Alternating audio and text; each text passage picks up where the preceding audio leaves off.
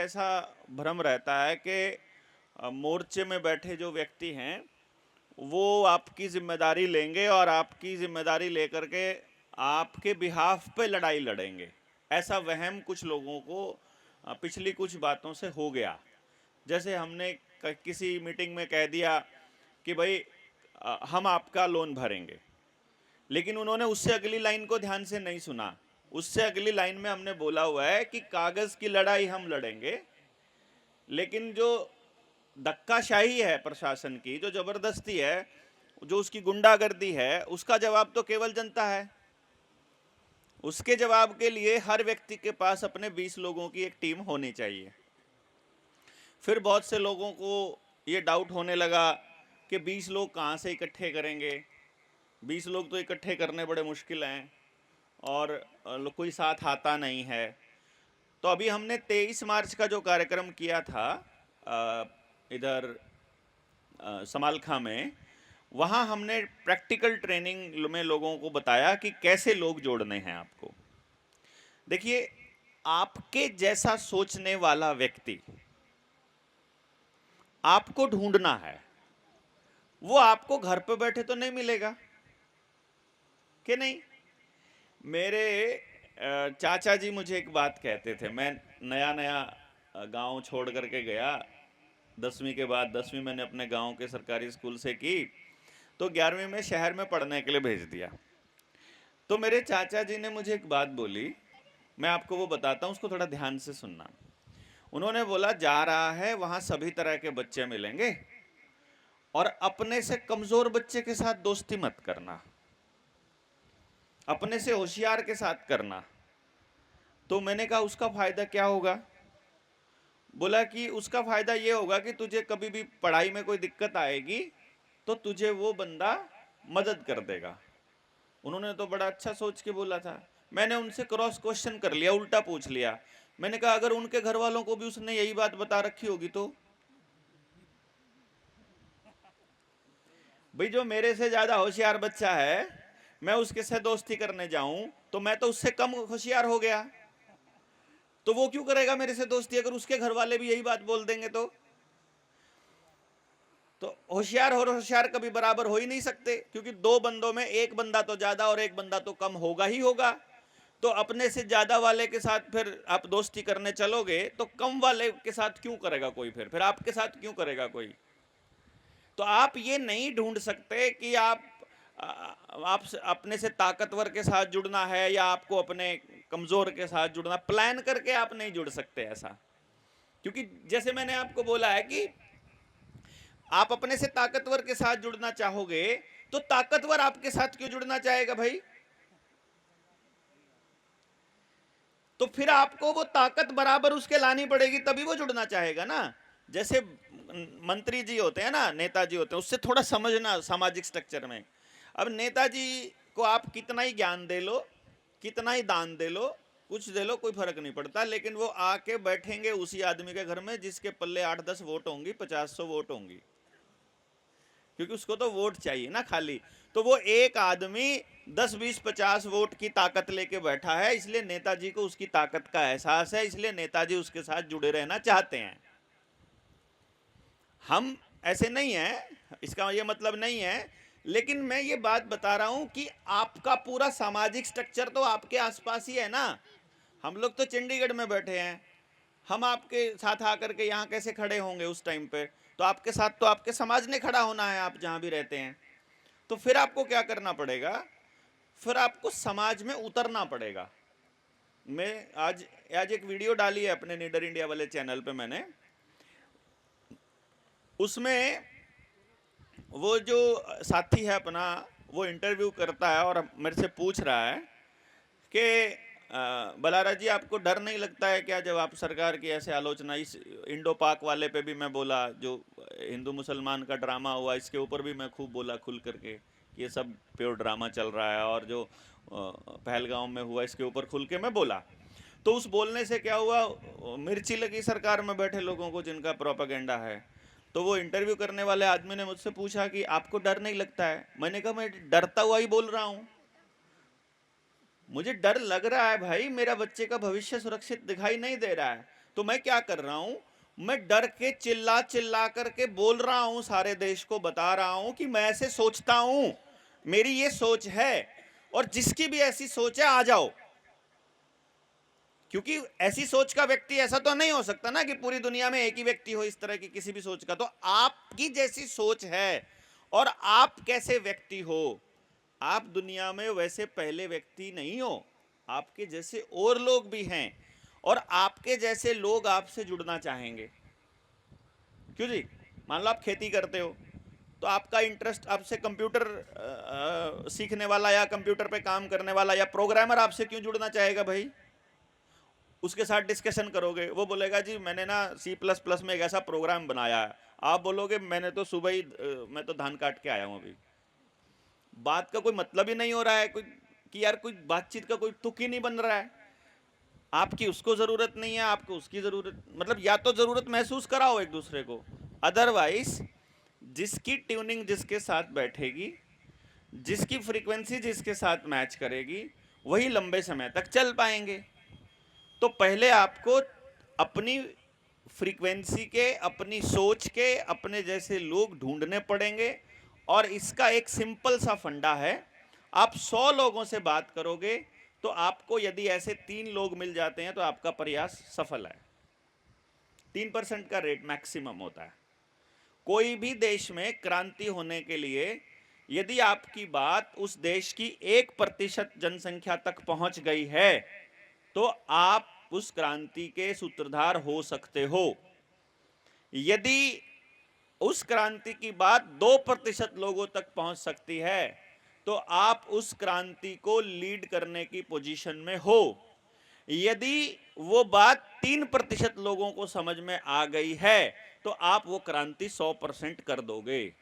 यानी 3% का आंकड़ा है ये, 100 में से 3, यानी अगर अपने 100 लोगों से बात करने के बाद 3 लोग आपके साथ खड़े हैं तो आपका पास है। यानी कि मान लो आप लोग खड़े हो, आप में से अगर 5-6 लोग हमारे साथ आ जाते हैं, आप कहते हो कि भाई देखो, कुछ लोग ऐसे होंगे उनका लोन का मसला था, उनको पता लगा भी जनता सरकार मोर्चा ऐसा काम करता है, उन्होंने अपना लोन का आवेदन लगाया, उनका पीछा नहीं छूटा बैंक वालों से, तो वो साथ साथ रहेंगे। जिस दिन पीछा छूट जाएगा घर पे बैठ जाएंगे। उनको कोई मतलब नहीं देश में क्रांति से, जनता सरकार मोर्चा के उद्देश्य से, जल जंगल जमीन जानवर जन से, शिक्षा स्वास्थ्य न्याय राजनीति खेती धर्म, उनको कोई मतलब नहीं। उनको मतलब था अपना ओहो हो गया।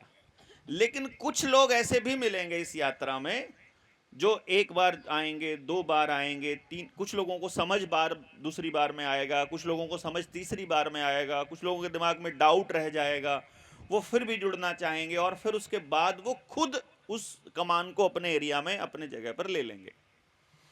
तो असली जो काम इस वक्त हम जो कर रहे हैं वो यही कर रहे हैं कि पहले हमको वो लोग तो मिल जाएं जो अपने अपने एरिया में उस चीज़ को अमली जामा पहना लें। क्योंकि मैं जब इस एरिया में आया हूँ, आपके इस क्षेत्र में आया, तो मैंने देखा कि आपके यहाँ पर अभी आप लोग बचे हुए हो, बहुत बड़े लेवल पर बचे हुए हो यहाँ के लोग। मैं यहाँ के लोगों की बात कह रहा हूँ। यानी अभी उतनी आधुनिकता एंटर नहीं की है, उतना दिखावा अभी उस लेवल पर नहीं प्रवेश किया है।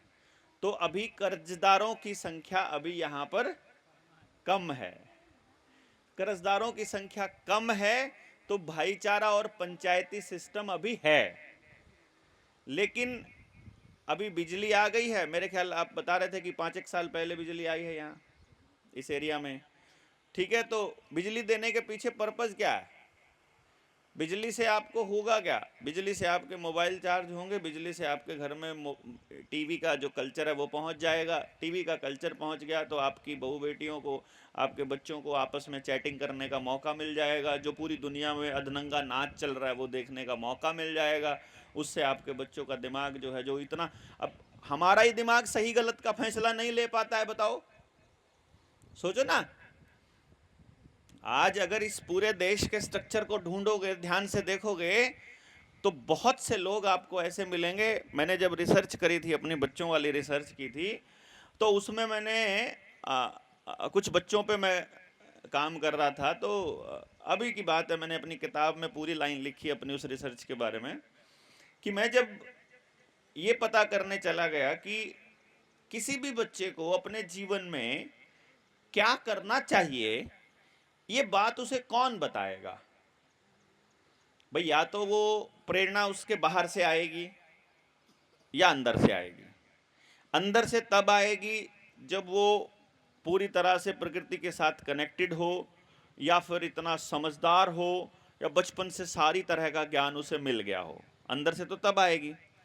और बाहर से आने के रास्ते क्या क्या हैं? एडवर्टाइजमेंट से आ जाए, टीवी से आ जाए, नेताजी बता जाएं, स्कूल का अध्यापक बता दे, या कोई काउंसलिंग सेशन या सेमिनार चल रहा हो वहाँ पर उसका चर्चा हो, या इसी तरह की चीज़ों में वहाँ से पता चल। यही तरीका है ना। माँ बाप भी बता देते हैं कई बार बच्चे को कि तुझे क्या करना चाहिए, कहाँ पे दाखला लेना चाहिए, कौन से कॉलेज में। तो मैंने कहा चलो एक काम करते हैं, पहले इन चीज़ों को देख लेते हैं। नेताजी को आपके बच्चे की ज़्यादा फिक्र है कि आपको ज़्यादा है? नेताजी को नहीं है। चलो अभी टीचर पे आ जाते हैं। दो तरह के टीचर हैं, एक सरकारी एक प्राइवेट। सरकारी की तनख्वाह फिक्स है, उसको कोई मतलब नहीं है क्या रिजल्ट आ रहा है क्या नहीं आ रहा है, ठीक है जी। और प्राइवेट को अपना धंधा चमकाना है, उसको ट्यूशन पढ़ानी है। वो चाहता ही है कि आपका बच्चा ज़्यादा उड़े ना उसकी ट्यूशन के बिना। चलो इसका मतलब है कि वहाँ पर भी चांसेस कम है कि वो आपको सही निर्णय देगा। बोर्ड बाजार से अगर कोई एडवर्टाइजमेंट आ रही है, टीवी से एडवर्टाइजमेंट आ रही है, वो तो आदमी को बाजारू बनाने के लिए ही है, वो भी सही रास्ता नहीं दिखा सकती।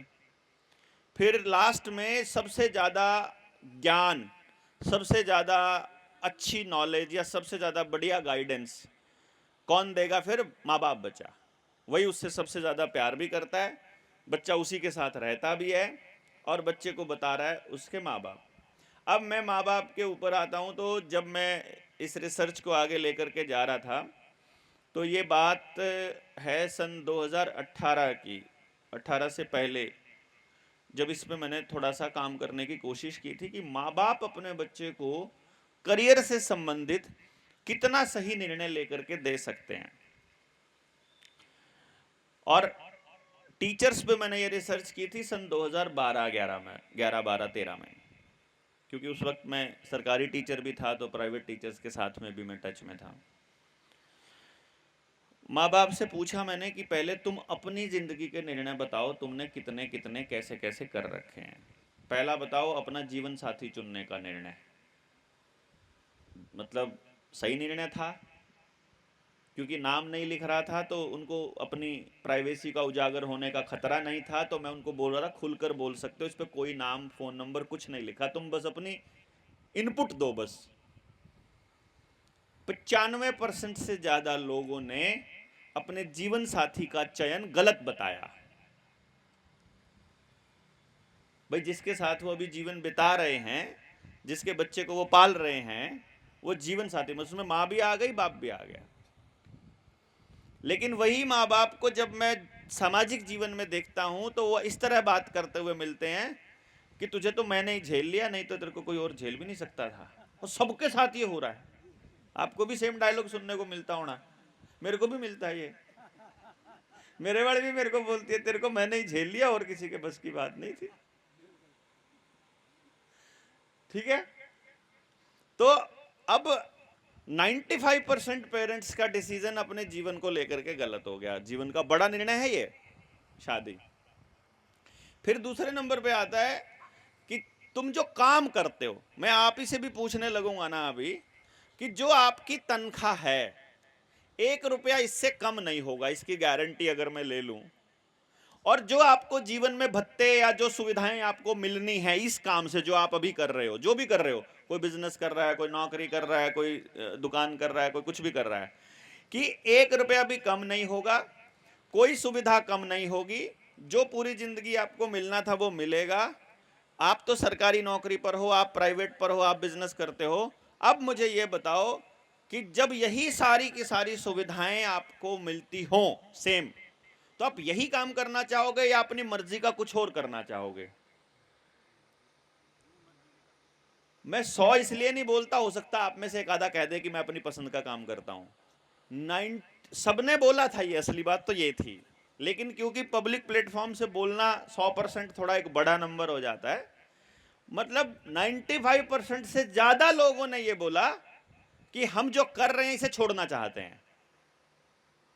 आप में से भी कितने लोग हैं जो कर रहे हैं, छोड़ना चाहते हैं?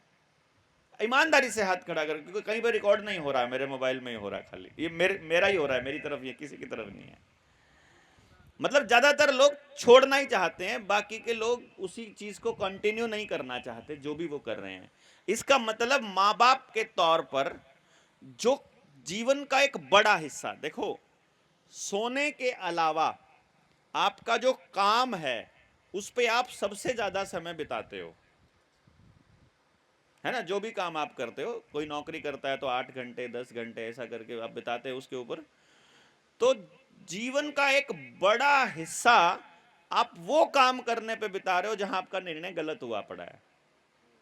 तो क्या ऐसा माँ बाप जो अपने जीवन के ज्यादातर बड़े निर्णय गलत कर चुका है और उनको ठीक करने का रिस्क भी नहीं उठा पा रहा है, क्या वो माँ बाप अपने बच्चे को खुलकर जीने का और बढ़िया डायरेक्शन देने का रिस्क उठाएगा? उसे अपने निर्णय नहीं पता, उसके कैसे पता देगा वो? यानी वो जब अपने बच्चे को बताएगा कि तुझे अपने जीवन में क्या करना चाहिए, तो वो खुलकर जीने को नहीं कहेगा, बेटा ध्यान से देखकर करना। वो उसको रिस्क फ्री रखना चाहेगा, वो उसे रिस्क लेने के लिए प्रेरित नहीं कर सकता। क्यों जी? वो सेफ साइड चलना चाहेगा कि मेरी जिंदगी के तो निर्णय गलत हो गए, इसके ना हो। अरे जब तुम्हें अपने ही बारे में मालूम नहीं था तो इसके बारे में कैसे पता होएगा? तो बच्चे के बारे में तो माँ बाप को नहीं मालूम ना, उस बच्चे का दिमाग कैसा है, कैसे काम करता है, उसको क्या अच्छा लगता है क्या नहीं, कुछ नहीं मालूम है। अर्थात क्या हुआ, इसका मैं मतलब क्या निकालना चाह रहा हूं कि ज्यादातर पॉपुलेशन को यही नहीं पता है कि उसके द्वारा लिए गए निर्णय गलत हैं कि सही हैं। तो जब माँ बाप का लेवल ये है समझ का, बच्चों का लेवल उससे कम होगा कि बढ़िया होगा? कम होगा कि बड़ा होगा? कम होगा।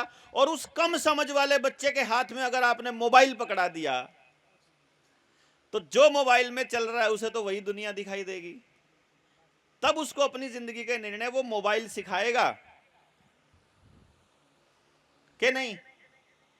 तो यहां पे जो बिजली आने से जो आपको मिलेगा वो ये मिलेगा कि अब माँ बाप का जो रिश्ता बच्चों से बचा हुआ है इस एरिया में, अब वो पूरी तरह से टूटने के लिए तैयार हो जाओ। ये बिजली का बड़ा काम था। बिजली का दूसरा बड़ा काम है लूट। बिजली का जो दूसरा बड़ा काम है ना वो लूट है, क्योंकि आपको मालूम नहीं है बिजली कैसे बनती है, कितनी बनती है, कितनी ट्रांसफर होती है, कितना क्या बिल बनता है। आपको तो लगता है बहुत महंगी चीज़ होगी भाई, सारा ही काम इससे होता है, तो आपकी ज़रूरत की बड़ी काम की चीज़ ऐसा लगता है। तो उसके जाल में बड़े आसानी से हम लोग फंस जाते हैं। तो एक बड़ा तबका जिसको मैं ये कहूँ कि अभी बचा हुआ है, मैं सिर्फ एक बात आपको कहना चाहूँगा कि यदि आपने आज इस जनता सरकार मोर्चा के मिशन को समझ लिया, समझने के बाद जिस को भी ये मिशन सही लगे, देखो जिसको सही नहीं लगे उसको तो वो तो चल ही नहीं पाएगा अपने साथ में, गर्म ही कराना पड़ेगा, नहीं तो गला खराब हो जाएगा, गर्म कराना पड़ेगा। गला गया तो कौन से बड़ा ऊपर बड़ा। तो जो लोग अपने साथ में अपने इस मिशन को समझ पाएंगे, मैं उन लोगों की बात कर रहा हूं कि कम से कम उनको तो अब घर से निकलना ही पड़ेगा। क्यों जी? मुझे कोई और रास्ता दिखाई नहीं दे रहा, इसलिए हम लोग भी दर दर की ठोकरें खाते हुए लोगों से पूछते, बात करते और समझते समझाते घूम रहे हैं। उसका यही कारण है कि हमें नहीं समझ आ रहा कि क्या करें। अगर सोशल मीडिया के थ्रू कुछ लोग सोचते हैं कि यूट्यूब से कुछ किया जा सकता है, यूट्यूब, फेसबुक, इनके भरोसे पर कोई क्रांति नहीं होगी। मैं आपको बता रहा हूँ, फेसबुक, यूट्यूब पर वीडियो डालने का मकसद भी इतना ही है कि भाई आज हम यहाँ थे, कल हम यहाँ थे, परसों हम यहाँ थे, अगले दिन हम यहाँ थे, ये बात हम कर रहे, ये बात हम कर रहे, आप क्यों नहीं कर रहे, ये बताना पर्पज़ है उसके थ्रू। फिर ट्रेनिंग्स में हम कहते भी हैं आपको कि आप भी लाइव आना शुरू करो, आप भी दूसरों को बताना शुरू करो, आप भी अपनी अपनी बात आगे कहना शुरू करो, क्योंकि आपको आज नहीं तो कल आपको बोलना तो पड़ेगा। क्यों बोलना पड़ेगा, मैं आपको बता देता हूं। इस देश की जनसंख्या यदि मैं 125 करोड़ मान के चलूं, जो राजनेता है और जो टीवी वाले हैं वो तो 140 करोड़ बोलते हैं, लेकिन मुझे इतना पता है कि अपने को सबको 2-2 डोज लग चुकी हैं, तो 10-15 करोड़ का तो काम हो लिया होगा। वो आंकड़ा नहीं आ रहा है? वो आंकड़ा देने वाले भी नहीं है, तो 10-15 करोड़ तो निपटा चुके हैं ये लोग। इस 125 करोड़ की जनसंख्या में यदि जनता सरकार मोर्चा के विचार पहुंच पाए हैं, मैंने देखा था कैलकुलेशन करके कि हमारे विचार करीब करीब 10 से 20 करोड़ लोगों तक ही पहुंच पाए हैं। अब 10 से 20 करोड़ लोगों को समझ में थोड़ी आए हैं, पहुंचे हैं बस खाली। उनमें से कुछ लोगों को समझ में आया तो वो उन्होंने फेसबुक पर, यूट्यूब पर सुनना शुरू किया। फिर जो सुनना शुरू किया तो फिर आना शुरू किया। तो पिछली ट्रेनिंग्स में, यानी लगभग 50 ट्रेनिंग्स अपनी अगर जनता सरकार मोर्चा की हो चुकी हैं, तो इन 50 ट्रेनिंग्स के अंदाजे में आप पहली 50 ट्रेनिंग के लोग हो। नहीं समझे आप बात मेरी? समझ रहे हो ना? फिर भी आप पूरे देश के मुकाबले पहली पंक्ति में ही खड़े हो। तो जब कभी बोलना पड़ेगा तो आप ही को सबसे ज्यादा बोलना पड़ेगा। तो वो आज बोल लो, 6 महीने बाद शुरू कर लेना, साल बाद कर लेना, 2 साल बाद, आपकी मर्जी, लेकिन बोलना तो शुरू करना पड़ेगा। बहुत से लोग मिले अपने को जो कर्जे वाले मसले पर मिले थे शुरू में। पहली बार हमने जब बात करी तो बातचीत करके ये लगा उनको, मेरे को बोला उन्होंने कि देवेंद्र भाई हमको बोलना नहीं आता। तो मैंने कहा शुरू करोगे तो आ जाएगा। उन्होंने कहा नहीं, हमें कोई बोलना नहीं आता। उनके घर में कुड़की का कोई आदेश आ गया कि भाई डीसी आएगा कल, तहसीलदार आएगा और आपको किसी को भेजना पड़ेगा। मैंने कहा भाई मैं नहीं भेजूंगा, तुम्हें खुद ही बोल। बोला बोलने वाला एक भेज दो। मैं कहा मैं नहीं भेजता, मैं किसी को नहीं कहता, अपने डिस्ट्रिक्ट वालों से बात करो। तो बोला एक बार भेज दो बस। मैंने कहा तुम अगली बार फिर बुलाओगे यार, फिर अगली बार बुलाओगे, इसी काम पे थोड़ी बैठे रहेंगे। बोलने वाला, तुम बोलना सीखो ना, तुमको ट्रेनिंग क्यों दिया? तुमको बोलना सिखाने के लिए तो दिया। बोला बस एक बार भेज दो, अगली बार तक मैं सीख लूंगा बोलना। मैंने कहा तुम्हारे पास 3 दिन है अभी, ट्रेनिंग को 3 बार देखना पड़े, 4 बार देखना पड़े, 6 बार देखना पड़े, एक बार देख लो। देख करके अच्छे से नोट्स बना लो, सवाल है तो पूछ लो, वो पूछ लो, उस पे मैं तुम्हारे ऊपर 5 घंटे खराब करने को तैयार हूं सवाल जवाब पे, लेकिन आदमी नहीं भेजूंगा। फिर मैंने साथ में टीम वालों को बोल दिया, मैं कहा यार चले जाना 1-2। मैंने उसको बोला तो ये है कि मैं किसी को भेजूंगा नहीं, लेकिन 1-2 उसकी मदद तो करना एक दूसरे की। और वो ऐसा हुआ कि जब वो तहसीलदार आ रहा था तो सबसे आगे खड़ा होकर के खुद ही बोल रहा था। अगर उसको ये बता देते कि तुम्हारे लिए हम बोलेंगे, तो वो कभी बोलना नहीं सीखता। जिस दिन बिल्कुल गर्दन तक आ जाएगा तब तो बोलोगे, तो बोलना तो पड़ेगा एक दिन। तो अभी सीखना शुरू कर लो, तब तक जरूरत पड़ेगी, तब तक तो क्या पता आप बोलने के मास्टर हो जाओ, है? और फिर किसी और के लिए थोड़ी बोलना है, अपने ही बच्चों को बचाने के लिए तो बोल रहे हैं ना। मैं कोई आपके बच्चों को बचा, मैं आपको मकान बचाने का मेरे को क्या मतलब फिक्र पड़ी है? बताओ भाई, मेरे क्या लगते हो आप? कोई रिश्तेदारी नहीं, कोई जान पहचान नहीं, कोई अपना कोई और लेना देना नहीं, कोई आपके भरोसे पे मेरी जिंदगी चलती नहीं। मुझे यहाँ से दिहाड़ी कमानी नहीं, पैसा कमाना नहीं, कोई वोट लेनी नहीं, कोई राजनीतिक मेरे दायित्व नहीं, कोई मेरी जबरदस्ती सामाजिक भी नहीं। वो तो जहाँ मैं रहता हूँ वहीं है मेरी, तो मेरी यहाँ आपके पास क्या सामाजिक जबरदस्ती, कुछ भी नहीं ना। फिर मैं क्यों आया? क्योंकि मुझे ये पता है कि अगर ये एरिया बर्बाद होगा तो इसके साथ लगता भी होगा, वो होगा तो उसके साथ लगता भी होगा। तो एक दिन आंच मेरे एरिया में भी आनी आनी है भाई। तो जहां सुधार होने की संभावना हो रही है पहुंच जाओ बस। जहां भी मौका लगता है 4 लोग इकट्ठे होने की और बोलने की हिम्मत रख पा रहे हैं, पहुंच जाओ। शुरू शुरू में पहुंचोगे ना, होगा क्या, शुरू शुरू में आपको बहुत से मतलबी लोग मिलेंगे, ज्यादातर लोग। पर आपको पहले से मालूम है कि यार 100 में से 3 ही तो कमाने हैं बस। आपको 97 तो ये मान के चलना है कि ये दोबारा आएंगे ही नहीं, ये मान के चल पड़ो बस खाली। अच्छा 100 में से एक भी नहीं आया, मैं बताऊं पहले 3 साल मैंने ऐसे गुजारे हैं, अभी आप लोग सुनने के लिए बैठ जाते हो थोड़ी बहुत देर, वरना पहले 3 साल तो मेरे ऐसे गुजरे हैं कि किसी आदमी ने मुड़ के वापस फोन नहीं करा या पूछा ही नहीं। मैं उस टाइम, अब आजकल तो मेरे पास फोन उठाने का और मैसेज करने का टाइम नहीं रहता, उस टाइम तो सारा दिन फोन पे लगा रहा, किसी का तो आ जाओ मैसेज, बार बार चेक कर रहे यार, इतने लोगों को समझा के आया कोई भी नहीं पूछ रहा बात को।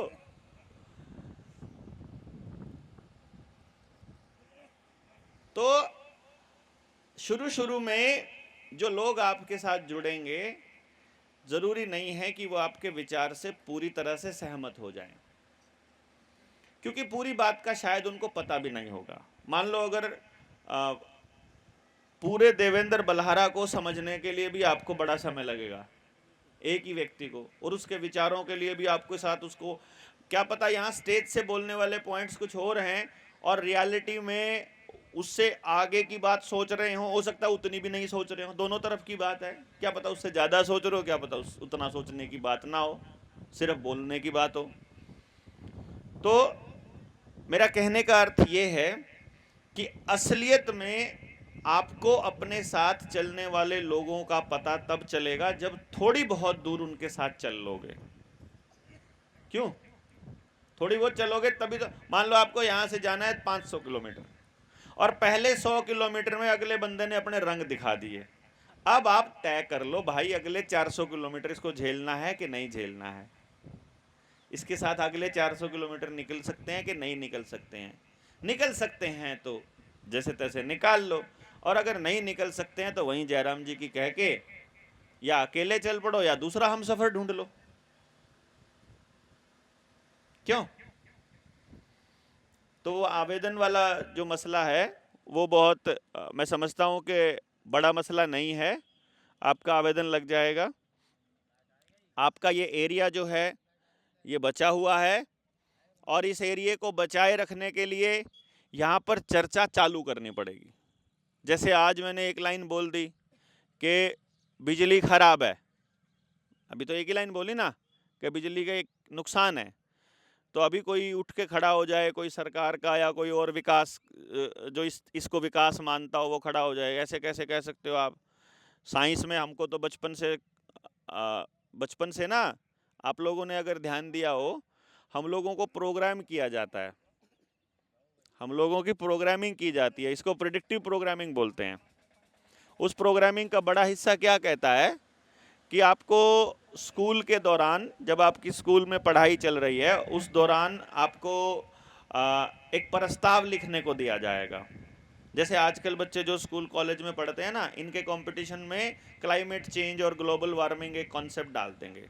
अब ये बच्चों को क्या पता क्या होता है क्लाइमेट चेंज और ग्लोबल वार्मिंग, तो ये या तो टीचर से पूछेंगे या फिर गूगल पे जाएंगे। गूगल पे जाएंगे तो गूगल पे तो उन्हीं का लिखा हुआ आर्टिकल पड़ा हुआ है, तो आपको दूसरा तो कॉन्सेप्ट पता ही नहीं है ना। अभी ये एरिया में ग्लोबल वार्मिंग नाम की कोई चीज मुझे दिखाई नहीं दे रही, या है यहाँ पे कोई? नहीं है। क्यों नहीं है?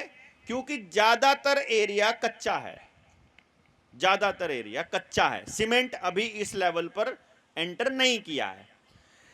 जैसे ही सीमेंट वाले तारकोल वाले रोड चौड़े हो जाएंगे, जैसे ही गांव में सीमेंट पक्की हो जाएगी, जैसे ही चारों तरफ पक्का पक्का पक्का पक्का पार्ट हो जाएगा, आसपास गर्मी ज्यादा होनी शुरू हो जाएगी।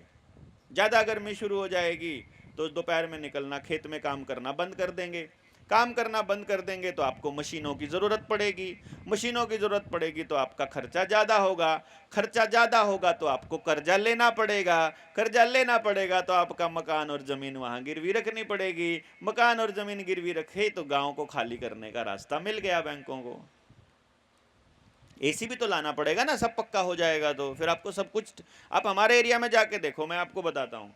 सचिन मेरे साथ में है, सचिन का जो एरिया है और हमारा जो एरिया है, और इधर विकास भाई बैठे हैं, इनका एरिया है, 3 लोग बैठे हैं। मैं इन तीनों के एरिया को कंपेयर करता हूँ। मैं करनाल जिले से हूँ और सचिन का एरिया और मेरे एरिया के बीच में जमुना आती है, बीच में जमुना नदी है। इनके एरिया में बड़े रोड अब तक नहीं पहुंचे हैं, और जो मतलब इनसे थोड़ा इधर आ जाओ, शामली और इधर वो जहाँ पे हमारा वो कार्यक्रम हुआ था, ट्रेनिंग हुई गंगो के एरिया में, वहाँ पे इतनी हरियाली, इतने पेड़, चारों तरफ कच्चा ही कच्चा। क्योंकि रेत की क्या खासियत होती है कच्चे की, कि वो जल्दी गर्म होता है तो जल्दी ठंडा भी होता है। अब अच्छा, गर्मी का एक स्टाइल है, गर्मी का एक तरीका है कि सूरज जब 12 बजे पूरा पीक पे होता है तब गर्मी नहीं होती है। गर्मी होनी चाहिए तो 2 या 3 बजे के आसपास गर्मी होती है ज़्यादा, क्योंकि जब वो हीट जब ज़मीन पे पड़ के रिफ्लेक्ट करती है तब वो गर्मी होती है। ठीक है, उसे जब हवा को गर्म करती है, और 4 बजे के बाद ठंडक होनी शुरू हो जाती है। तो घंटा 2 घंटे की ही गर्मी होती है बस, खाली गर्मी के मौसम में, फुल गर्मी के मौसम में भी, और उसका भी नुकसान कोई नहीं होता है। वो आपके मच्छरों को मारेगी, वो आपके दूसरे जीव जो और मतलब नमी की वजह से जो कीटाणु होते हैं जो नुकसानदायक है, उन्हीं को मारने का काम लू करेगी, गर्मी करेगी, उसका कोई ज़्यादा नुकसान होता नहीं। जिस जगह पर गर्मी होगी उस जगह पर आपको संसाधन भी वैसे दिए होते हैं कि उस गर्मी से पीछा छुड़ाने का रास्ता क्या है। आपके यहाँ तो मैंने भांग देखी है खूब, ठीक है ना, कोई चक्कर नहीं है, अपना रगड़ो और अपना 2-4 पत्ते खा लो, टेंशन फ्री अपने आप ही हो जाओगे। वो नशा नहीं है, वो जो बीड़ी में तंबाकू में डाल के पीते हैं वो नशा बन जाता है। ऐसे डायरेक्ट आप उसके पत्ते खा लोगे, वो औषधि है, वो दवाई है बेसिकली। और इसीलिए सरकार उसके ऊपर राउंड अप मरवा के उसको जला देती है कि ये गलती से ठीक रहना शुरू कर दिया तो गड़बड़ हो जाएगी ना, फिर दुकानदारी, डॉक्टरों वाली दुकानदारी नहीं चलेगी, तो बीमार रखना जरूरी है। ठीक है ना। अभी आपके यहाँ बिजली नहीं थी तो टीवी नहीं था, टीवी नहीं था तो वैक्सीन नहीं आई, वैक्सीन नहीं आई तो बीमार नहीं है घरों के अंदर कोई भी। क्यों? मैंने देखा है कि ठीक ठाक लोग यहाँ पर बढ़िया तरीके से हैं। तो हमारे करनाल का एरिया की मैं बात बता रहा हूँ, कोई घर नहीं है जिसमें एसी नहीं है, और शाम को आप छत पर नहीं सो सकते, क्योंकि वहां शुगर मिल है, तो शुगर मिल की राख और उसकी बदबू 24 घंटे आपके घर के छत के ऊपर पड़ती रहती है। शुगर मिल नहीं है तो इथेनॉल का प्लांट है, इथेनॉल का प्लांट नहीं है तो बिजली का प्लांट है, पावर हाउस है, या कोई बिजली पावर प्लांट है, न्यूक्लियर पावर प्लांट या कोयले का पावर प्लांट, और उससे जो राख उड़ती है वो आपके घरों के ऊपर फैली रहती है। ना आप कपड़े बाहर सुखा सकते, ना आप रात को बाहर सो सकते, ना आपके पास, और 24 घंटे बदबू मारता है, घर से उठते ही बदबू मारता है। अगर ये सारी चीजें नहीं होंगी तो डंपिंग यार्ड बना दिया, मतलब कचरा इकट्ठा करने का जुगाड़। अभी मैं जब इस गांव में जब हूं ना बैठा, तो इस गांव की मैं खासियत क्या देख रहा हूं कि मेरे ख्याल से अगर दुकान से कोई प्लास्टिक का वेस्ट आ गया तो आ गया, नहीं तो जिसके घर में डंगर है उसके घर में तो एक सिंगल चीज भी वेस्ट नहीं जाती। डस्टबिन की तो जरूरत नहीं पड़ती ना, डस्टबिन की जरूरत नहीं पड़ती, कचरे वाली गाड़ी की जरूरत नहीं पड़ती, कुछ जरूरत नहीं पड़ती, क्योंकि जो खेत से निकलता है वो घर में यूज हो जाता है, जो घर से निकलता है वो खेत में यूज हो जाता है। पेट का खेत में, खेत का पेट में, यही चलता है ना, सर्कल पूरा, बात खत्म। वहां क्या चलता है, मतलब ऑनलाइन बटन दबाओगे, घर पे आपके पैकेट आएगा, उस पैकेट के अंदर थर्मोकोल भी होगा, प्लास्टिक भी होगी, कुचरा भी होगा, फिर आप उसको फाड़ोगे, फाड़ के उसको डस्टबिन में डालोगे। अब वो कहीं ना कहीं तो रखना है आपको, तो फिर वो कचरे वाली गाड़ी आपको हर महीने लेने आएगी उस कचरे को। आपके यहाँ भी फिर ये चालू हो जाएगा जब धीरे धीरे मोबाइल 24 घंटे हो जाएगा। अभी यहाँ इंटरनेट की कम सुविधा है आपके गाँव में, तो बचे हुए हो आप लोग। अब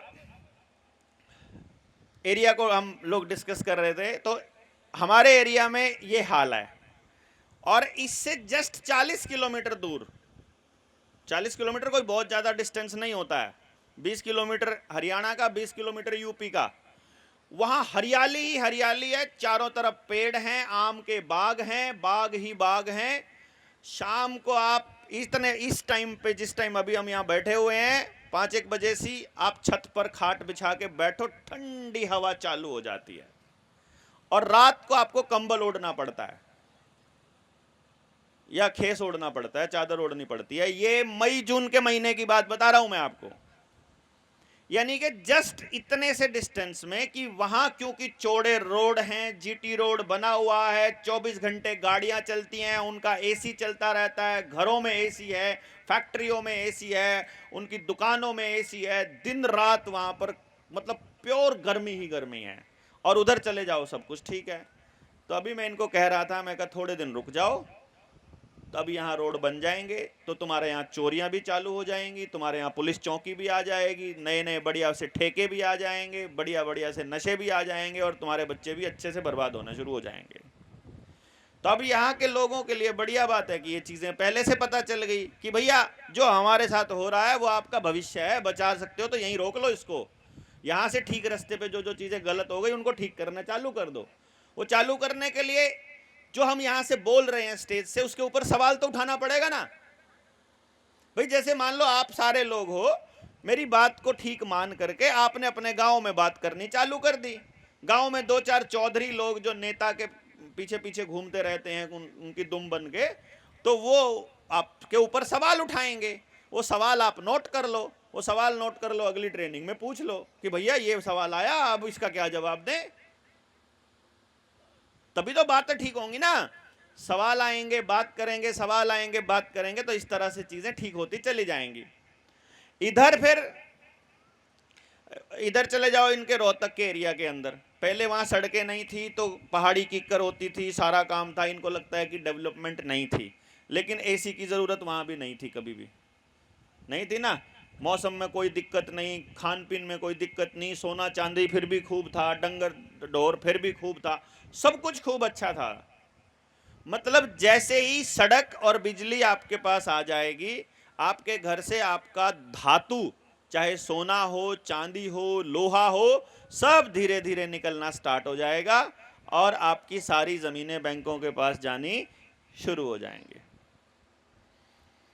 तो हम तीनों के एरिया को आपने डिस्कशन में कर लिया, उसमें से आपका ये एरिया सबसे बेहतरीन स्थिति में है इस वक्त। तो अभी हम इसको बचा सकते हैं। बचाने के लिए आपको पूरा कॉन्सेप्ट क्लियर होना जरूरी है। कॉन्सेप्ट क्या है कि भाई यदि आपको अपनी अगली पीढ़ी को बचाना है तो सबसे पहला काम आपको यह करना होगा कि आपको उस बच्चे को उसके जीवन का मूल मकसद देना पड़ेगा। क्यों जी? मान लो बच्चे को जीवन का मकसद मिल गया तो रास्ते पे चल पड़ेगा ना अपने आप। और समाज के साथ मिलकर यह तय करना पड़ेगा कि जीवन के इस मकसद में सबसे पहले तो बच्चे को यह बताना पड़ेगा कि इस मकसद में तुम्हारा लाभ कितना ही हो, नुकसान कितना ही हो, समाज का फायदा होना चाहिए। और फिर समाज को यह बताना पड़ेगा कि अगर कोई बच्चा समाज के लिए निकला हुआ है और इस मकसद को लेकर चला हुआ है तो उसकी रोटी का इंतजाम कम से कम समाज को करना पड़ेगा। भाई जैसे आपके बच्चों को पढ़ाने के लिए स्कूल में टीचर आता है, सरकारी टीचर आता है ना, डॉक्टर आता है आपके अस्पतालों के अंदर, या पुलिस वाला आता है, या कोई नेता है, वो सारे लोगों की तनख्वाह कहां से आती है? पता आप लोगों को? नहीं पता? चलिए मैं आपको बताता हूं। आप में से कौन आदमी ऐसा है जो अपने घर में खर्चा चलाने के लिए रोज का कम से कम 50 या 100 रुपया खर्च करता है? हाथ खड़ा करो। कम से कम 50 या 100 रुपया डेली खर्च हो जाता है जिसका। अरे हाथ खड़ा करो ना, फिर एक बार हाथ खुल जाएंगे। मैं तो इस बहाने कर रहा हूं, बात सवाल ही ऐसा पूछा है जो सब करते हैं। करो हाथ नीचे। सभी करते हो ना? जब आप 100 रुपया खर्च करते हो, चाहे आप माचिस खरीदते हो, चाहे आप साबुन खरीदते हो, चाहे आप कुर्सी खरीदो, या कहीं भी खर्च करो, कहीं भी, वहां पर करीब करीब कम से कम 20% टैक्स आप देते हो, डायरेक्ट इनडायरेक्ट। मतलब जीएसटी 18% हो गया तो उसके ऊपर इनकम टैक्स और दूसरी चीजें वो जुड़ करके मिनिमम 20% और लगभग लगभग अपनी कमाई का 70% के करीब 60 से 70% आप टैक्स के रूप में देते हो। वो sale tax, income tax, GST, दूसरे टैक्सेस की फॉर्म में देते रहते हो ना, समझ रहे हो? आप उसी 100 रुपए के ऊपर कई बार 100 का 100 रुपया टैक्स दे देते हो। पता नहीं ना आपको? चलिए बताते हैं आपको कैसे। इस खेल को बड़ा कमाल का खेल है ये। आपको पता ही नहीं चलता है कि आपकी जेब से पैसा ऐसे जीरो हो रहा है, खाली हो रहा है। कैसे? मैं लेता हूं 100 रुपए का एग्जाम्पल। 100 रुपए तनख्वाह है आपकी, उसी का एग्जाम्पल ले लेते हैं।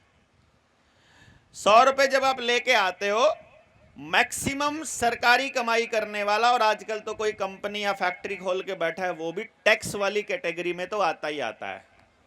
क्यों जी? आता है ना, इनकम टैक्स वाली कैटेगरी में।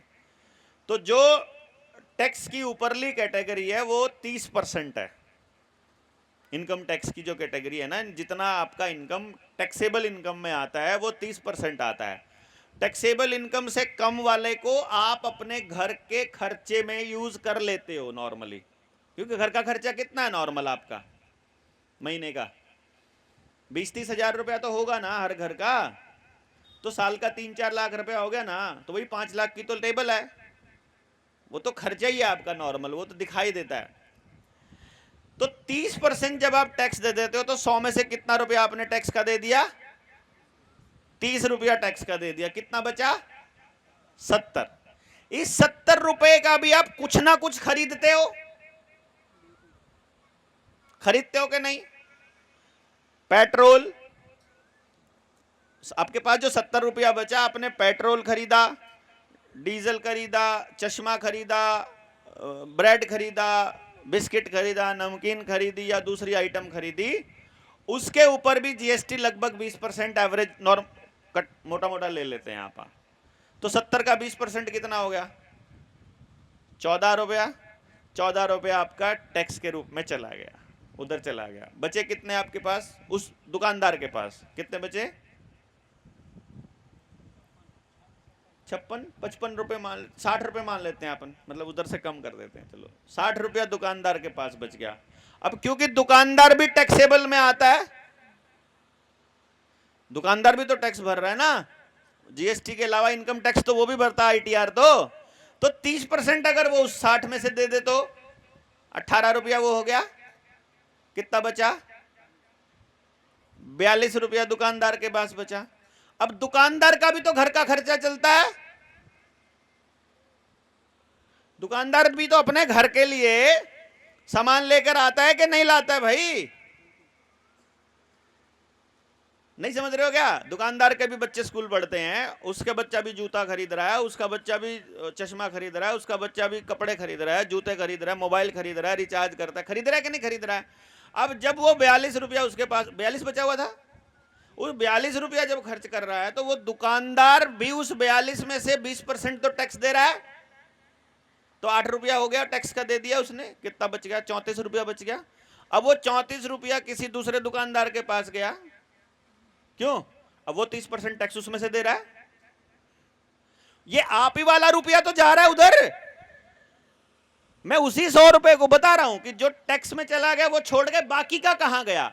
बाकी तो जनता के पास आया, उस जनता ने जिसके पास वो गया उसने फिर उसके ऊपर टैक्स दिया, उसमें से जो टैक्स में चला गया, जो बाकी बच गया वो अगले दुकानदार के पास गया, उसने अपने घर में खर्च किया, उसने फिर टैक्स के रूप में दे दिया। मेरा पॉइंट नहीं समझ में आ रहा क्या आपको? आ रहा है ना?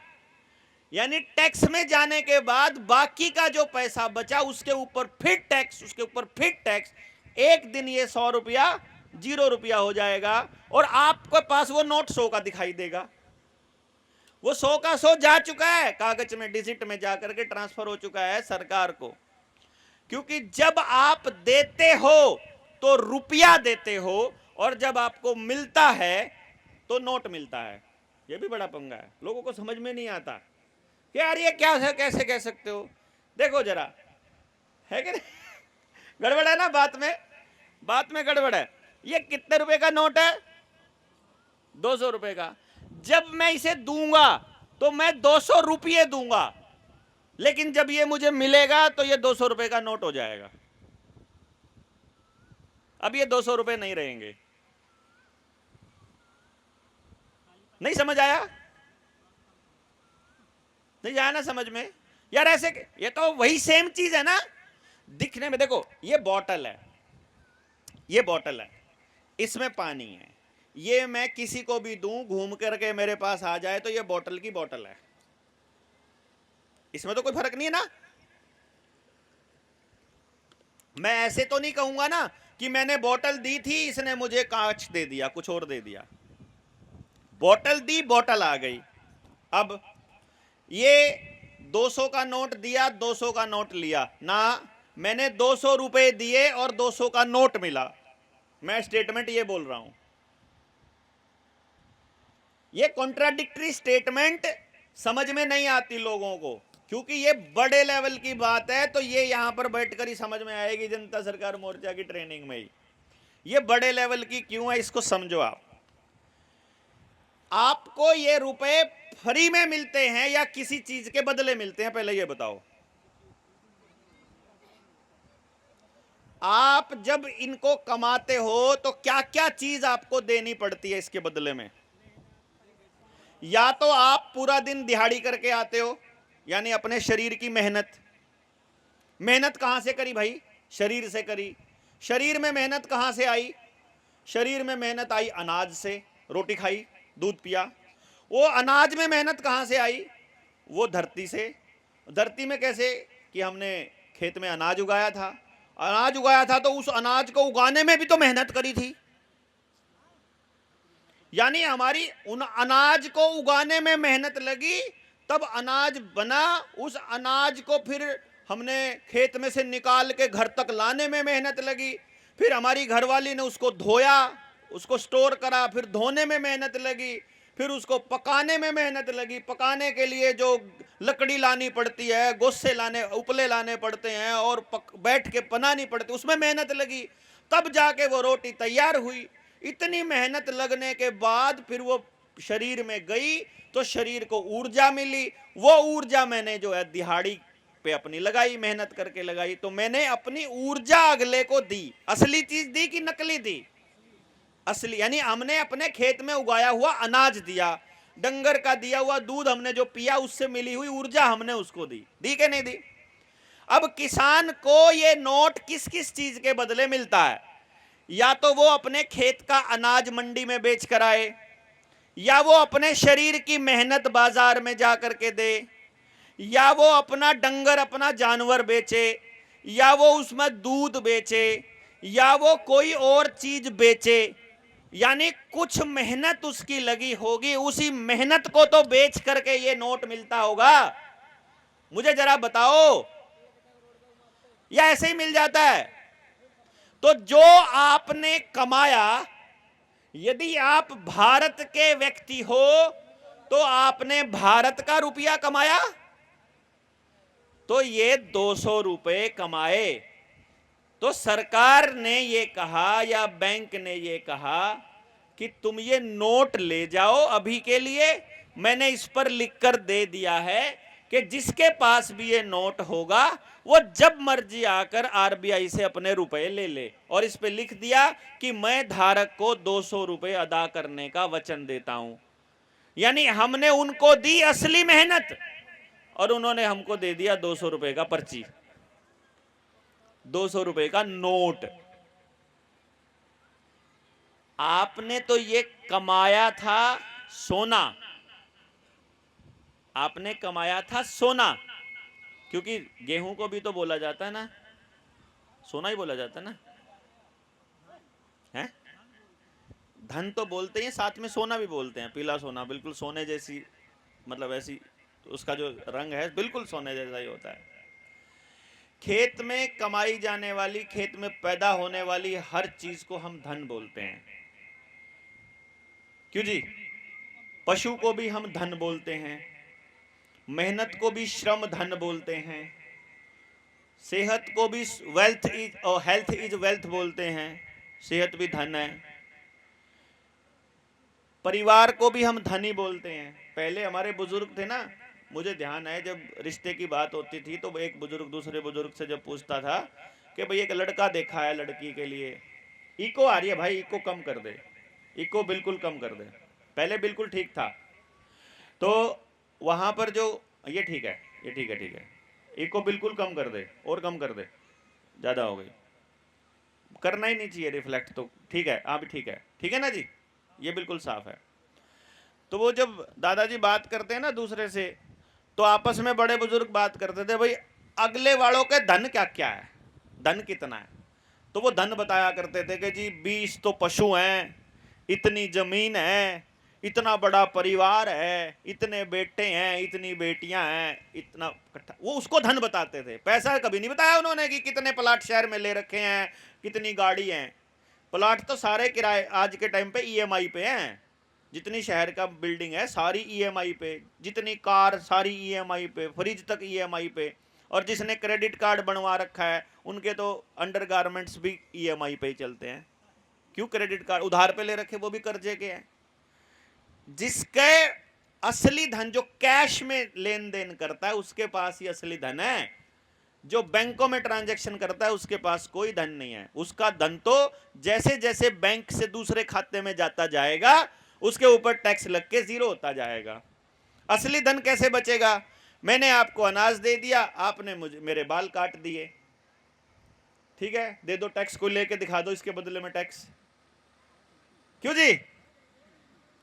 अपनी मेहनत की कीमत तय कर लो, कह दो इतना अनाज लूंगा मैं, इतनी मेहनत का, इतने दिन काम करने का, उसी रुपए में कैलकुलेशन करके अपनी कैलकुलेशन कर लो। खाते में काहे को करते हो? जो जो चीज चाहिए आपस में कर लो अरेंजमेंट, हम देंगे ही नहीं, खाते में जाएंगे ही नहीं, बैंक से लेना ही कुछ नहीं। बैंक इस दुनिया का सबसे बड़ा फ्रॉड सिस्टम है।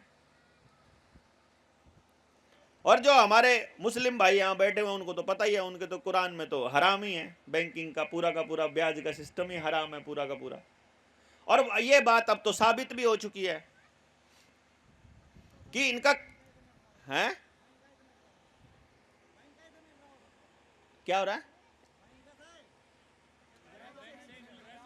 बैंक से मिल रहा है सब कुछ। बैंक से कुछ नहीं मिल रहा, बैंक से खाली डिजिट और नोट मिल रहा है। हाँ, खाते में लगा दो, मैं वही तो कह रहा हूं ना आपको कि जो चीज जितनी खराब हो रही है उसको यहीं रोक लोगे तो बचने के चांस अभी भी हैं। मैं ये कह रहा हूं भाई, एक बात सोचो आप कि अगर आपको विनाश देखना है और सच्ची हालत देखनी है तो एक बार अपनी जिंदगी के 5, 7, 10 दिन लगा करके हमारे एरिया में आकर के रहो, ठीक है? अब दिखने में आपको क्या दिखाई देगा? अरे क्या चमचमाते घर हैं। दिखने में तो आपको क्या दिखाई देगा मैं आपको बता रहा हूं। अभी आप उधर जाओगे, मेरी बड़ी सी गाड़ी दिखाई देगी। इस गाड़ी में दिन रात चलने की वजह से मेरी कमर में दर्द रहता है, ये तो दिखाई नहीं देता ना आपको। आपको तो गाड़ी का टॉर तो दिखाई दे रहा है, लेकिन यहां का तो दिखाई नहीं दे रहा। माइक पे बैठा हुआ मैं बोलता तो दिखाई दे रहा हूं, मेरी टांग खींचते मेरे साथी तो दिखाई नहीं दे रहे, ये लोग साथ बैठे खींचते रहते हैं। मैं तो ये कह रहा हूं कि अभी आप जब वहां जाओगे हमारे वहां, तो आपको वहां क्या नजर आएगा? चौड़ी सड़कें, चमचमाते घर, चमचमाता फर्श, बढ़िया मखमली वो पर्दे, एंटर करो तो कालीन, जगह पे रखे जूते। अब अपने वाले देसी घरों में तो क्या होता है, जो सामान कहीं पड़ा, कोई सामान कहीं पड़ा, टेंशन ही फ्री, अपना कोई दिक्कत ही नहीं है, हैं? क्या पता 3 दिन पहले खाट पे बिछाए थे, वो 3 दिन के बिछे हुए हैं, कोई टेंशन नहीं है। अपने घर में भी ऐसे ही होता है, मतलब मैं इसलिए बता रहा हूँ, ठीक है? और मैं शहर में हूँ, चंडीगढ़ में रहता हूँ, पर मेरा घर देखोगे एकदम देसी टाइप ही है, कुछ भी नहीं उसमें फालतू दिखावे वाला कुछ भी नहीं है। तो उस एरिया में दिखाई देगा, बड़ी गाड़ी खड़ी मिलेगी, रोज सुबह सुबह उठ करके वहाँ उसको साफ करने के लिए कोई आएगा, नेपाली आएगा उसको साफ करने के लिए, और उस पर पोछा लगाएगा, फिर कोट पैंट पहन के घर से निकलेंगे। ये है आपको जो दिखाई देगा। फिर आपको क्या दिखाई देगा? यार यहाँ तो बहुत तरक्की हो रखी है, हमारा तो इलाका बड़ा पिछड़ा है, हम तो बड़े परेशान हैं। लेकिन अब असलियत क्या है, मैं असलियत बताता हूं। सुबह बिना खाए घर से निकला है, क्योंकि पति पत्नी दोनों नौकरी करते हैं। बिना खाए घर से निकला है वो नौकरी पे। बच्चा सुबह 6 बजे निकल चुका है, क्योंकि उसकी बस 1.5 घंटा दूर स्कूल में पड़ता है वो, तो 1.5 घंटा पहले वो निकल चुका है, 6 बजे 7 बजे निकल चुका है, बिना खाए पिए निकला है। आप लोग तो चलो फ्रेश होने के लिए खेत वगैरह में चले जाते होगे, वहां का आदमी तो उसी कमरे में हगता है जहां पे खा रहा होता है, तो इसलिए उसका पेट भी साफ अच्छे से नहीं होता है, क्यों, पैदल तो चला ही नहीं, अच्छे से कुछ किया तो है ही नहीं, तो अंदर बदहजमी है, अंदर पेट में उसके कब्जी है, कब्ज हो रखी है, सुबह खाना मिला नहीं है, बच्चा स्कूल में जा चुका है, वो बैठ करके बच्चा भी खेलता कुछ नहीं है। अच्छा, वो जो एसी चला हुआ है उसका बिल बहुत ज़्यादा आया हुआ है, 10,000 रुपये बिल आया हुआ है, यार इतनी तनख्वाह बचती नहीं है, ऊपर से ईएमआई, मोबाइल की भी ईएमआई देनी है, मोबाइल का बिल भी भरना है उसको, ऊपर से बच्चे की स्कूल की फीस भी है, ऊपर से कार की ईएमआई भी देनी है, मकान की ईएमआई भी देनी है, बहन की शादी भी आ गई थी और रिश्तेदारों के पास भी जाना था, और बहन और दूसरी जगह पर भी जाना था, वो खर्चा है ही नहीं है।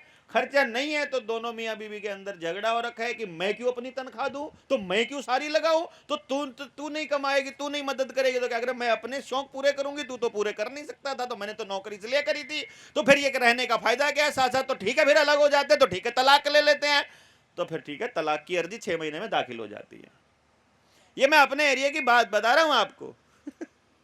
तरक्की के पैमाने ये हैं कि जितने ज्यादा तलाक हैं, जितना ज़्यादा कैंसर है, जितना ज़्यादा डिप्रेशन है, जितना ज़्यादा कर्जा है, जितना ज़्यादा लोन है, जितना ज़्यादा मतलब बीमारियां ही बीमारियां, झगड़े ही झगड़े, टोटल एक घर ऐसा नहीं मिलेगा, पूरे करनाल जिले की बात बता रहा हूं मैं आपको, एक भी घर ऐसा नहीं है जिसमें कम से कम 2 आदमी बीमार ना हो, एक भी बता रहा हूं। यहां पे भी ऐसा ही हाल है क्या आपके यहां भी? यहां तो अभी इतने नहीं होंगे ना, हर घर में तो बीमार नहीं होगा। तो अब आप देख लो कि आपको 20 लाख की गाड़ी में बैठकर बीमार रहना है 24 घंटे, या फिर साइकिल पर ठीक रहना है। इसको तरक्की कहते हैं, इसको मुझे नहीं पता। पूरा परिवार कच्चे मकान में खुशी खुशी रह ले, इसको तरक्की कहते हो, या पक्के मकान के 3 टुकड़े हो जाएं, इसको तरक्की कहते हो। अलग अलग रहते हैं। अब एक ही घर में अगर 5 भाई रहते हैं, तो 5 भाई एक घर में रह रहे हैं, सारे अपनी कमाई उस घर में लगा रहे हैं, वो असली धन पशु के रूप में, परिवार में प्रेम के रूप में, सोने चांदी के रूप में आपके घर में इकट्ठा हो जाएगा, धन धान्य के रूप में। और ये पांचों परिवार अलग हो जाएं तो 5 घर बनाने पड़ेंगे, 5 कार लेनी पड़ेंगी, 5 ट्रैक्टर लेने पड़ेंगे, 5 रसोई लेनी पड़ेंगी, 5 गैस सिलेंडर लेने पड़ेंगे, 5 बाथरूम बनाने पड़ेंगे, 5 शीट आएंगी, 5 टॉयलेट आएंगी, 5 बिजली का कार्यक्रम, यानी जितना खर्चा है वो 5 गुना हो गया कि नहीं हो गया, कि नहीं? ये मेरे करनाल का हाल है कि 5 गुना खर्चा। अब पैसा किसको? बाजार किसको देता? नेता को। तो नेता ऐसी पॉलिसी बनाएगा कि आपका परिवार ज्यादा से ज्यादा टूटे, आप ज्यादा से ज्यादा बीमार हो। क्यों जी? भाई देखो, पॉलिटिकल पार्टी को चंदा देती है फार्मा कंपनी। फार्मा कंपनी मतलब दवाई वाली कंपनियां। दवाई वाली कंपनी चलेंगी तब जब आप ज्यादा से ज्यादा बीमार पड़ोगे। बीमार ज्यादा से ज्यादा कब पड़ोगे? जब आपको बीमारी वाली चीजें दी जाएंगी। बीमारी वाली चीजें कैसे कैसे दी जाएंगी? टूथपेस्ट के रूप में सुबह सुबह आपके मुंह में, ठीक है, क्या सोडियम लॉरेल सल्फेट दे दिया, कैंसर होता है उससे। फिर पैकेट के नमकीन के रूप में, नमकीन वाली पैकेट है, उसके अंदर जीएम फूड दे दिया, उससे नपुंसक होता है। नपुंसकता का हाल बताऊं मेरे करनाल जिले का, 2023 की आंकड़ा जो 24 में आया था, 24 वाला अभी आया नहीं है, जून तक आएगा, इसलिए उसी को इस्तेमाल करना पड़ रहा है। 1 लाख कितना, 34,000, 38,000, 1,38,000 बच्चा आईवीएफ से पैदा हुआ है। यानी इतने जोड़े नपुंसक और बांझ हो चुके हैं। ये हमारे तरक्की का पैमाना है। और इनके वाला रोहतक 1,86,000 है। हाँ, 23 का, 23-24 का 2023 के साल में 1,86,000 बच्चा आईवीएफ से पैदा हुआ, टीके से, जैसे डंगर के टीका धरवाते हैं। इसको तरक्की कह रहे हैं ये लोग। हर घर में बीमारी है, हर घर में, एक भी घर नहीं है जिसमें बीमारी नहीं है। मतलब अजूबा लगेगा जिस घर में बीमारी ना हो। ऐसा लगता अच्छा तुम्हारे घर में कोई बीमार नहीं है, ऐसा कैसे हो गया यार? तुम्हारे घर में दवाइयों का इतना बड़ा डब्बा नहीं तो उसको घर ही नहीं मानते वो लोग। और जिस घर में प्यार से रह रहे हैं, कोई थाने में कोर्ट कचहरी में कोई तलाक अर्जी नहीं चली हुई, तब उसको घर ही नहीं कहते वो लोग। इसको आप लोग तरक्की कहते हो तो मुझे नहीं पता भाई। और यही हाल अमेरिका का भी है। कहीं आप अमेरिका को बड़ा तरक्की पसंद मानते हो? अमेरिका का प्रतिशत कैंसर के रूप में और तनाव के रूप में दुनिया में सबसे ज्यादा है, डिप्रेशन के रूप में। तो ये लोग भारत को खत्म करना चाहते हैं पूरे के पूरे सिस्टम के थ्रू बना करके। और जो जनता सरकार मोर्चा है, इसका मिशन भारत को ये बताना है कि भारत क्या है, ताकि भारत के लोग इस बात को समझ सकें कि असली धन, धान्य और समृद्धि किसको कहते हैं। आप इस कागज के नोट को कहते हैं, जबकि ये तो देते देते जीरो हो चुका है कब का। आपके दादाजी ने जब कभी नोट दिया होगा ये किसी को, तो वो नोट घूम घूम के जब वापस आपके पास आ रहा होगा तो जीरो बन चुका होगा ना, क्योंकि वो असली तो टैक्स के रूप में उसका हिस्सा तो जा ही चुका है। आपको तो वो कागज का टुकड़ा दिखाई दे रहा है मात्र।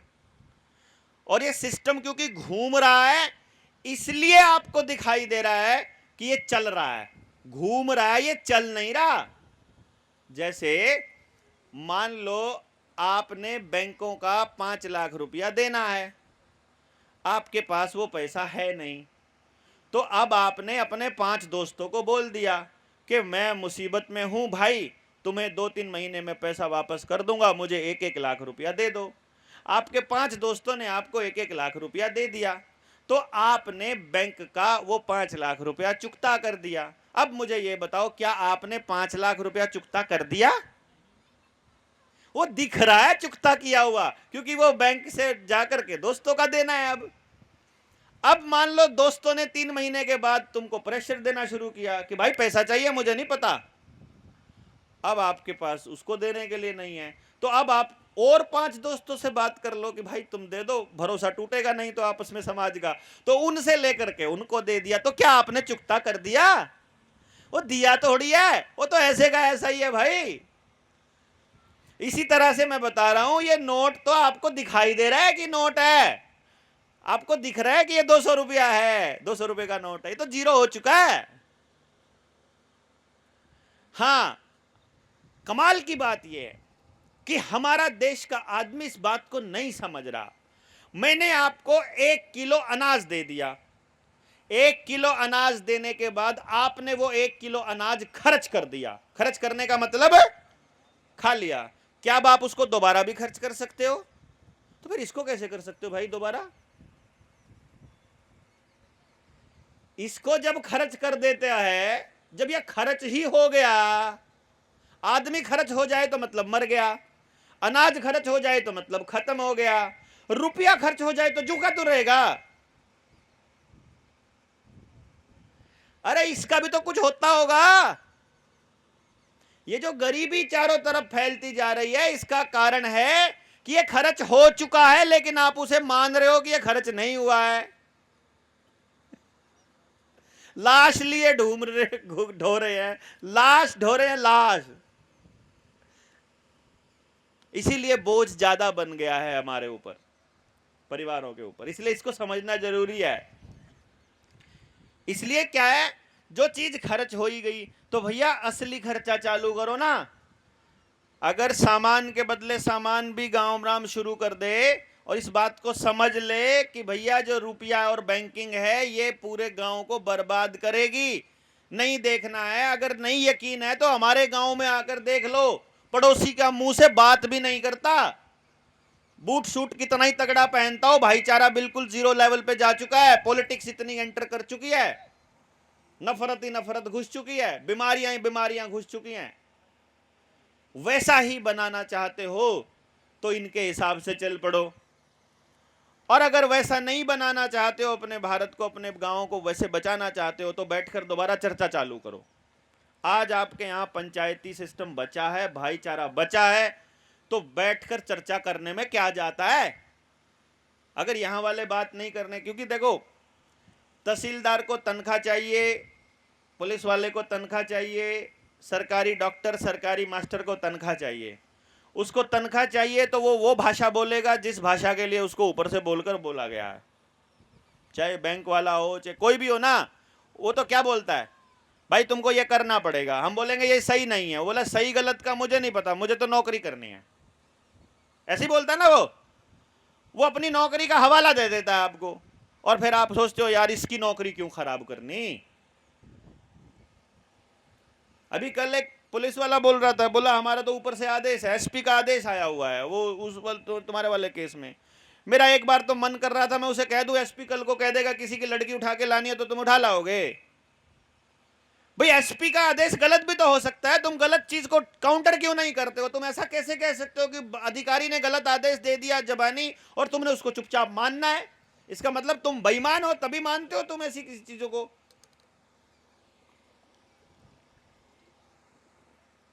तो ये बात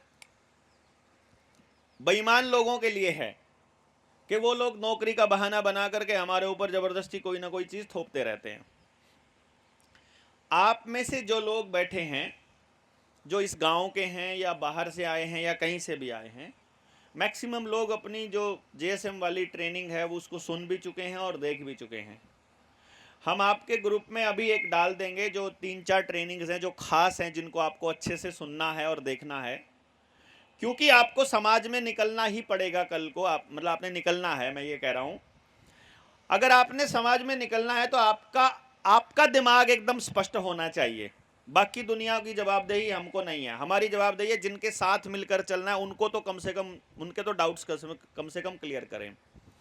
तो कल का जो दिन है आपने क्या करना है, अपने डाउट्स, अपने कोई भी डाउट है उनको नोट करके रखना है। कोई भी शक है वो रख लो।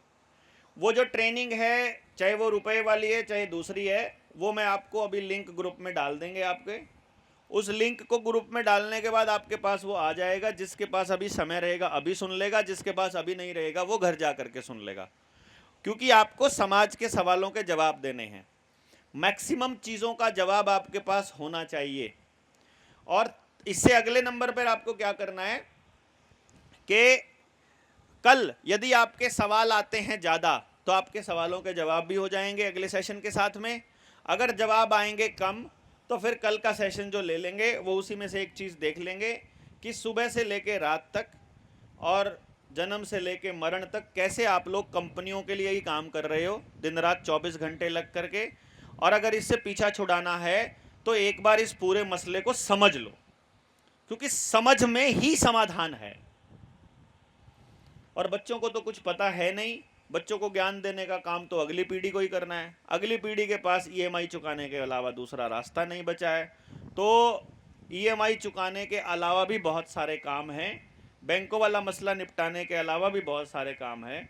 तो वो वाला कागजी कार्रवाई हम लोग कर लेंगे, पब्लिक में जाने का काम आपको करना पड़ेगा। अभी 4 तारीख के बाद में हम लोग प्लान कर रहे हैं मेरे गांव से उस मुहिम को शुरू करने का। फिर से जो 20-20 लोग जोड़ने वाली मुहिम थी ना, कि आपको 20 लोग जोड़ने हैं, तो वो कैसे जोड़ने हैं? मान लो आप कहोगे यार कोई बात ही नहीं करता, कोई जुड़ता ही नहीं, हम कैसे जोड़ें? तो फिर उधर आ जाओ, हमारे वहाँ जो ट्रेनिंग प्रोग्राम चलेगा उसमें प्रैक्टिकल देख लो कि भाई कैसे जोड़ने हैं। क्यों जी? भाई ऐसे जोड़ने हैं, ये तरीका है और ये जोड़े रखने का तरीका है। आपके पास कोई भी स्किल है, कोई भी काम है, उसको आगे बढ़ाएंगे। मकसद आपको क्लियर होना चाहिए कि भाई आपका व्यक्तिगत मसला जब हल हो जाए तो मोर्चे से जुड़ने का हमारा मकसद क्या है, जो मोर्चे का मकसद है। हमारा मकसद ये है आने वाले टाइम में हम किसी भी नाम से जाने जाएं, लेकिन क्योंकि जनता सरकार मोर्चा का मिशन और विजन तो इस ट्रेनिंग ने ही दिया है ना पूरे देश को। क्यों जी? मान लो ये ट्रेनिंग सेशन ना हो 3 दिन का, तो किसी दुनिया में किसी को पता ही ना हो कि ये लोग क्या काम करते हैं, क्या मिशन है, क्या विजन है, क्या तरीका है, क्या लड़ाई है। तो वो मिशन और विजन बिल्कुल स्पष्ट है हमारा, और उसी मिशन और विजन पे हम लोगों को रहना है। वो ये है कि ये जो जल जंगल जमीन और जानवर की जो लड़ाई है, रोटी बेटी माटी की, इस लड़ाई को, इस हक को और इस सम्मान को हमने अपने पास अपने गाँव के अंदर रखना है। और दूसरा शिक्षा, स्वास्थ्य, न्याय, राजनीति, खेती और धर्म, यहां से हमको पूंजीवाद का खात्मा करना है। अब पूंजीवाद का खात्मा इतना आसान नहीं है। आपके एरिया में पूंजीवाद अभी इतने लेवल पर एंटर नहीं किया है, लेकिन अगर आपके घर घर में मोटरसाइकिल और घर घर में मोबाइल और इंटरनेट यदि आ गया है तो इसका मतलब है पूंजीवाद अब आपके घर में भी एंटर करने ही वाला है। बस एक बार वो एंटर किया, फिर परिवार पीछे हो जाएगा और कंपनियां आगे आ जाएंगी। आपको देखना है कि आपको परिवार को आगे रखना है, सेहत को आगे रखना है, खुशी को आगे रखना है, प्रकृति को आगे रखना है, या फिर पूंजीवाद को आगे रखना है, पैसे को और दिखावे को आगे रखना है। ये आप लोगों ने तय करना है। तो हम कल का सेशन जो है वो इस पार्ट पे हम लोग करेंगे, और आप सब लोग मोर्चे के इस विजन को अच्छे से समझ लेंगे कि भाई हम लोग जो हैं, ना तो हम किसी के समस्याओं के ठेकेदार हैं, ना ही हम जिम्मेदार हैं। भाई आपकी समस्या की जिम्मेदारी हमारी तो नहीं, हमने तो नहीं दी ना आपको ये समस्या। एक भाई नाराज हो गया था मेरे से, मैंने कहीं कह दिया होगा, मुझे पता नहीं, हालांकि मैं ऐसी जबान बोलता नहीं हूं, पर कहीं कह दिया होगा। पर मैंने बैठ के एक बार सोचा, वो बोला वो नाराज हो गया तेरे से। मैंने कहा किस लिए नाराज हो गया? बोला वो कह रहा था कि मेरा लोन का मसला था, ये था, आप पता नहीं गुस्से में थे, आपने कह दिया, मेरे से पूछ के लोन लिया था क्या? तो भाई देखो बात तो सच्ची है,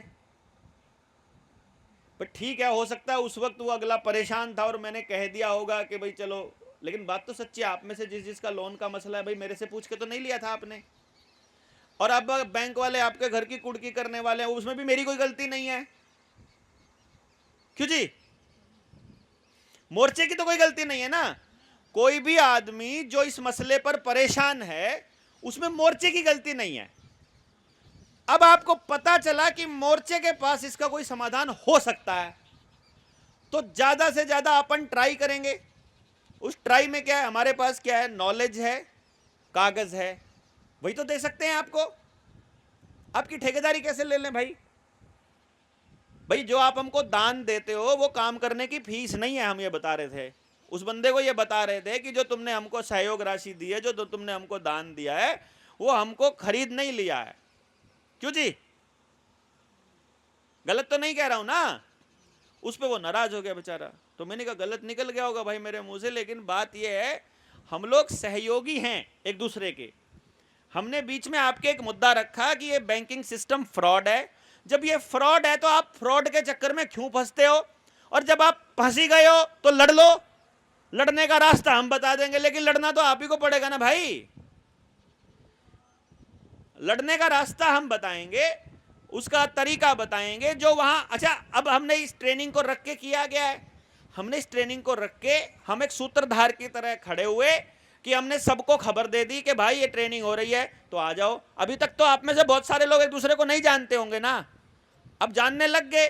यहां से अब और संख्या बढ़ा लो, इसी तरह के आगे बढ़ा लो, ले हो बढ़ गई ना, पर तंत्र अपने आप पीछे हट जाएगा। तो हम लोग जो ये ट्रेनिंग्स का प्रोग्राम कर रहे हैं, इसका पर्पस है ज्यादा से ज्यादा लोगों को आपस में मिलाना। हमसे नहीं जुड़ना, आपस में जुड़ो। आपस में जुड़ जाओगे, हमसे तो जुड़े रही हो भाई। आपस में सारे जुड़ गए और आप में से कोई एक हमसे जुड़ा हुआ है, कोई एक जुड़ जाए, कोई दो जुड़ जाए, कोई पांच जुड़ जाए, तो सारे आपस में जुड़े हो गए। आपस में जब आपको हमारी जरूरत पड़ी, हम अपनी ताकत आपको देंगे। जब हमको जरूरत पड़ी, आप हमारे साथ आज के खड़े हो जाओ। क्यों जी? जिसके लिए संभव हो। इसीलिए कॉल देते हैं हम लोग, ओपन कॉल देते हैं कि भाई ये प्रोग्राम कर रहे हैं, जिस जिस साथी को आना है, सारे साथियों से ऊर्जा लेनी है, पहुंच जाओ। ऊर्जा देनी भी है और ऊर्जा लेनी भी है। जब हम इकट्ठे होते हैं तो खाली ऊर्जा लगती थोड़ी है, मिलती भी तो है। जब आप सारे इकट्ठे हुए हो तो एक दूसरे से हिम्मत भी तो मिलती है, साथ भी तो मिलता है। ये थोड़ी है कि आप खाली अपनी ऊर्जा देते देते हो। हम यहां आए हैं, हमने थोड़ी खाली अपना समय दिया है। अगर यहां 200 लोग बैठे थे दिन में, तो 200 लोगों का समय मिला भी तो है हमको। वो भी तो बैठे हैं, उतनी देर मैं बैठा हूं इधर, जितनी देर आप बैठे हैं। तो जितना समय मैंने दिया उससे 200 गुना मुझे मिला, जितना दिन आपने दिया 200 गुना आपको मिला। सबको 200 गुना मिल गया समय सबका। क्यों जी? तो हमारी ऊर्जा 200 गुना हो गई, समझो एक तरह से सबकी हो गई। ये नहीं कि खाली आपकी हुई या मेरी हुई। तो ये आदान प्रदान हमारा एक दूसरे से सूचना का, हिम्मत का, हौसले का, ऊर्जा का, ये कंटिन्यू रहेगा। जब हम एक दूसरे से जुड़ जाएंगे। और इसमें से जो जो लंबे सफ़र के लिए तैयार रहेंगे वो तो फिर हैं ही हैं तैयार, वो तो लड़ाई लड़ ही रहे हैं, वो तो कर ही रहे हैं। जो एजुकेशन पे हैं वो एजुकेशन पे, जो धर्म पे है धर्म पे, जो खेती पे है खेती पे, और जो लोन वाले मसले पे लोन पे, या और दूसरे मुद्दों पर। राजनीति में आने वाले टाइम में राजनीति में भी हम लोगों को समझाएंगे कि भैया तुम लोग जात देख करके, धर्म देख करके, पार्टी देख करके वोट करते हो, मुद्दे देख करके वोट कर लो ना। भाई गांव की समस्याएं टोटल क्या हैं? क्या आप में से 10 आदमी, पूरे गांव में से 5 आदमी निकल करके पूरे गांव की समस्याओं की लिस्ट नहीं बना सकते? बना सकते हैं ना। घर जाओ, एक घर जाओ, अगले घर से पूछो बताओ समस्या क्या है। अगला बंदा कहता है जी मेरे बच्चे की फीस ज़्यादा है, प्राइवेट स्कूल में पढ़ना पड़ता है, लिख लो। अस्पताल खर्चा बहुत ज़्यादा है, खर्चा इतना ज़्यादा हो जाता है, लिख लो। हमारे यहाँ गली नहीं बन रही है, लिख लो। ये दिक्कत है, लिख लो। पड़ोसी तंग करता है, लिख लो। लिख लिया, अगले घर में चले जाओ, अगले घर की लिख लो, फिर अगले घर की। 5 लोगों को पूरा दिन, पूरा गांव कवर करने में कितने दिन लगेंगे? 2-3 दिन लगेंगे। गांव की पूरी लिस्ट आ गई, लिस्ट आने के बाद लिस्ट बना लो, पर्चा छपवा दो, बड़ा बड़ा बैनर छपवा दो गांव के अड्डे पर कि भैया ये प्रॉब्लम्स है गांव की, जिस नेता के पास इनका समाधान हो वोट मांगने आ जाना, नहीं तो घुस मत जाना, लठ लगेंगे। क्यों जी? आपकी वोट चाहिए तो मेरी वोट की, मेरी समस्या का समाधान कर दो, बात खत्म। मुझे नहीं, मुझे कोई मतलब नहीं कौन किस पार्टी का किसका, हमें कोई मतलब नहीं। पहले अपना आदमी भेजो, वो हमारे 5 लोगों की कमेटी से बात करेगा कि तुम्हारे पास क्या समाधान है पहले बताओ, और फिर आकर के पूरे गांव को प्रॉमिस करके जाओ और हमको एफिडेविट पे लिख करके देके जाओ, तो तुमको वोट करेंगे, नहीं तो पूरे गांव का बहिष्कार, बात खत्म, निकलो। नेता चाहिए ही नहीं। हम अपना, जब हमको ही सारा धक्के हमको खाने हैं, गालियां हमको खानी है, लड़ाई झगड़े हमको करने हैं, सिरदर्दी हमको लेनी है, प्रशासन से हमको भिड़ना है, जब सारा ही काम हमको करना है, तो तुमको हम क्यों दे कुछ भी? वोट भी क्यों दे, टाइम भी क्यों दे तुमको? निकलो बाहर। क्यों जी? अपने आप पसीने आएंगे सब नेताओं को, सारी पार्टियों को। प्रॉब्लम के सोल्यूशन ऐसे होने शुरू हो जाएंगे। समझाएंगे ना फिर, लेकिन गांव वालों को, गांव को बताएंगे नहीं कि भाई समाधान हो सकता है, चिंता मत करो, हो सकता है। तब तक कैसे पता चलेगा? एक एक चीज के ऊपर अपन लोग काम करेंगे। फिलहाल तो हम लोग उन्हीं लोगों को देख रहे हैं कि जिनको बात समझ में आ रही है कि कितना बड़ा मिशन है। जो मिशन है वो बहुत बड़ा है, तो इसलिए इस लंबे मिशन पे मैं तो ये उम्मीद करूंगा कि हम सारे लोग मिलकर के साथ चलेंगे, और जैसे जैसे आपका साथ आता जाएगा वैसे वैसे हमारी हौसला हिम्मत बढ़ती जाएगी, वैसे वैसे हम लोग बड़े बड़े तंत्रों से लड़ने का, उलझने का निर्णय ले पाएंगे। तो आप सबका यहाँ बैठने पर, आने पर और इस कार्यक्रम को सफल बनाने पर साधुवाद भी, आप सबका बहुत बहुत धन्यवाद भी। जय हिंद, जय भारत।